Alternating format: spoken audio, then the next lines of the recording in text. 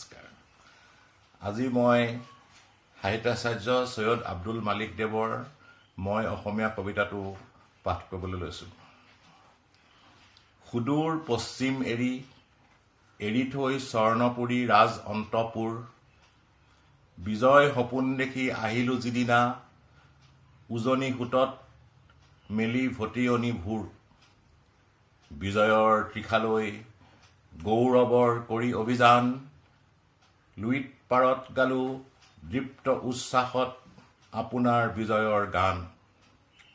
ভৰি দিলোঁ অসমৰ সেউজীয়া দুবৰি বনত, সেইদিনা যিদিনা অসম ৰাজ অসমৰ সিংহ আসনত, বতাহত উৰে মুক্ত অসমৰ পতাকা স্বাধীন, প্ৰান্তে প্ৰান্তে বাজে মাথো গৌৰৱৰ বিজয়ৰ মুক্ত গীত বিৰামবিহীন।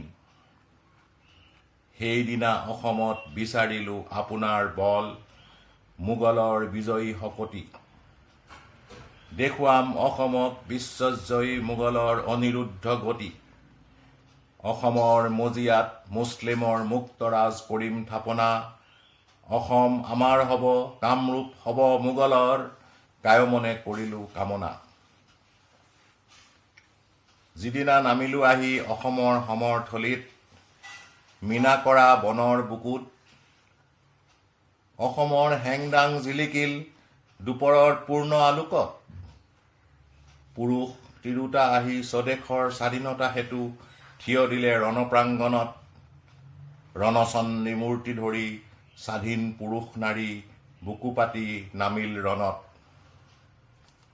ক'তনো লুকাল বল ৰাজপুত জয়ী মোগলৰ সবল বাহুৰ, অসমৰ সমৰথলীত ক'ৰ অতপালে বল অসমৰ সেনানীয়ে শুকান সান্দহ আৰু পানী আজলিত। বিজয়ী অসমে গালে অসমৰ স্বাধীনতা গান, বিজয়ৰ গৌৰৱ আৰতি। মোগলে এবাৰ পালে শকতিৰ নৱ পৰিচয়, দেশপ্ৰাণ মুক্ত প্ৰাণ অসমৰ স্বদেশ ভকতি।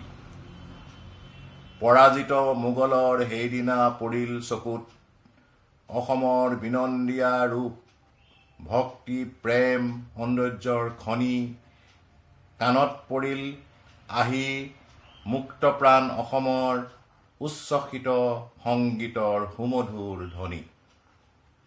মোগলে উভতি চালে এই অসম, চৌদিশে ধূসৰ পাহাৰ, প্ৰতিটো বনৰ পাত জাংফাই মীনা কৰা, ৰূপ জাতিষ্কাৰ, দুবৰিৰ পাতে পাতে মুকুতাৰ থোপা, গছকত ভাগে মৰকত, হাতীৰ দাঁতেৰে কৰে খৰমৰ চোলা, ভৰি ধুৱে পোৱালৰ ভৰা দলঙত, বাঘ নখ পিন্ধে খাৰু, ভৰিৰ আঙঠি মহ শিং পেপাতি বজায়, হাঁহ কণী চাউলেৰে অসমৰ স্বৰ্গদেৱে দেউল সজায়। নদীৰ বালিত ভৰা সোণ চেকুৰীয়া, গুৰি হয় গছকত ভাগি, পুঠিয়ে কান্ধত পিন্ধে সোণৰ থুৰীয়া, ভেকুলীয়ে ফুট লৈ সজাই সুৱাগি।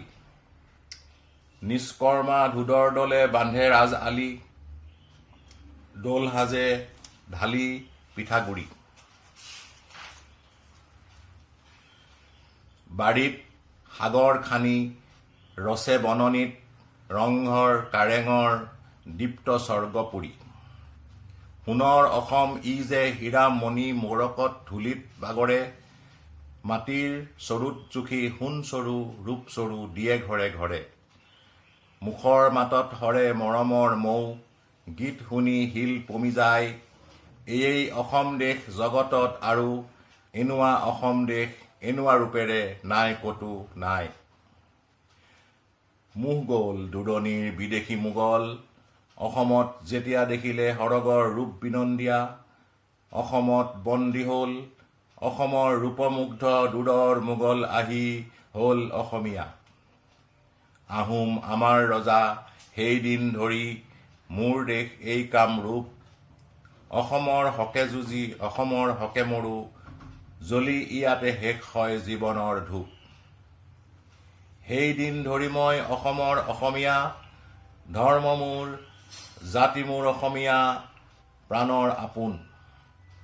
বিকশি উঠিল মোৰ অসমৰ দুবৰিতে নন্দনৰ বিনন্দীয়া সুখৰ সপোন।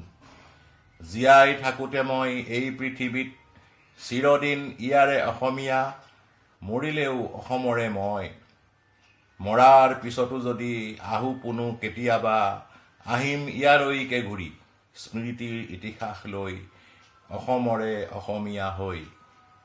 অসমীয়া ভাষা মোৰ, কথা মোৰ, গীত মোৰ, অসমৰ প্ৰকৃতিয়ে ৰচা।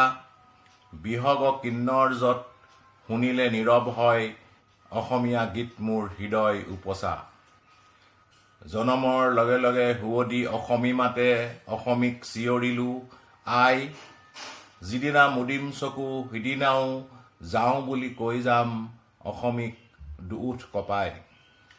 সৰগত কেতিয়াবা থাকোঁতে সুখত ভুল, স্মৃতিহীন আলোকপুৰত, মৰতত কোনোবাই সুঁৱৰিলে নাম মোৰ, অসমৰ সুৱদীয়া ভাষাৰ সুৰত। চিনি পাম, বুজি পাম, আমৰণ সৰগতো মোৰ এই ভাষা অসমীয়া। সৰগৰ গীত এৰি শুনিম দোকান পাতি, অসমৰ গীতটি সুৰীয়া। জীৱনে মৰণে মই চিৰদিন অসমীয়া, অসমীয়া দেহ প্ৰাণ মন। জীয়াই থাকোঁতে মই অসমৰে অসমীয়া, মৰিলেও বৰি ল'ম অসমৰ অমিয়া মৰণ। ধন্যবাদ।